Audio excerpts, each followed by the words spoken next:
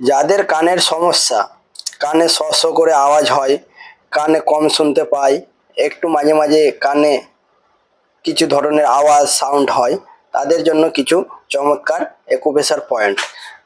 আপনারা এই যে পয়েন্টগুলো দেখতে পাচ্ছেন, বৃদ্ধা আঙ্গুলের দুই পাশেই পয়েন্ট আছে, দুই পাশেই প্রেসার করতে হবে। বা পায়ের পাতায় আপনারাও দেখতে পাচ্ছেন, প্রতিটা আঙুলের দুই সাইডেই করে পয়েন্ট আছে। এইভাবে এইগুলো সব একুপ্রেশার পয়েন্ট আছে।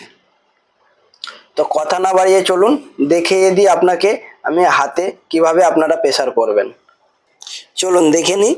এই যে আপনারা দেখতে পাচ্ছেন, এইগুলোতে 30 সেকেন্ড করে এইভাবে প্রেসার করতে হবে। এইটা হচ্ছে বৃদ্ধা আঙ্গুল, এইভাবে 30 সেকেন্ড করে এরকম একটা স্টিক নিয়ে প্রেসার করলে হয়ে যাবে।